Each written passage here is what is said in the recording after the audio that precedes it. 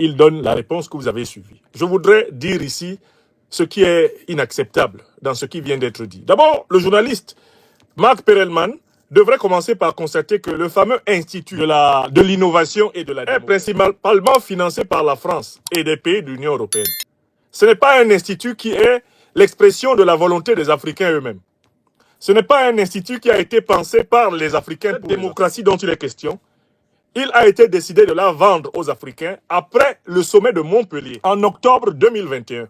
C'est à l'occasion de ce sommet que le président français Emmanuel Macron s'est engagé à financer un soi-disant institut de la démocratie en Afrique dont il a confié la responsabilité à l'intellectuel Achille. Donc quand Marc Perelman interroge Achille Mbembe en insistant sur la localisation d'Achille Mbembe en Afrique du Sud, ils veulent nous tromper ensemble sur l'origine de l'intention, l'origine du financement, l'origine du décaissement initial de création de cette fondation.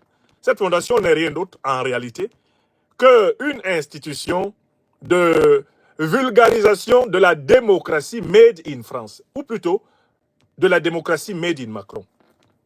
Voilà la première raison pour laquelle cette interview n'est pas placée sous le sceau de la vérité.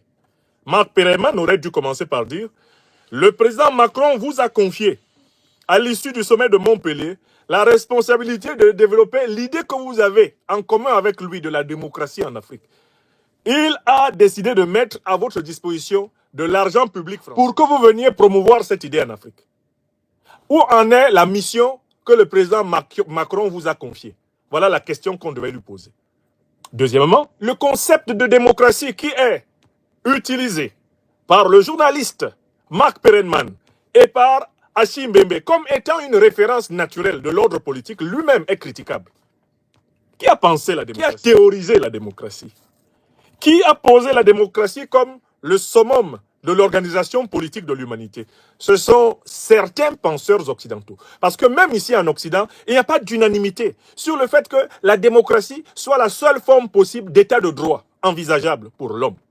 Mieux, cette démocratie dont il est question, elle renvoie à une nébuleuse de concepts. Tantôt, elle peut renvoyer à la démocratie antique, telle que la pratiquaient les Grecs sous Périclès, sous Solon, par exemple. Elle peut renvoyer à ce qu'on appelle le régime représentatif. Si on se réfère, par exemple, aux travaux de Bernard Manin, ce n'est pas tout à fait la même chose que la démocratie dite antique. Cette fameuse démocratie peut aussi renvoyer à ce qu'on appelle la démocratie populaire, telle qu'elle se pratique à Cuba, telle qu'elle se pratiquait dans l'Union des républiques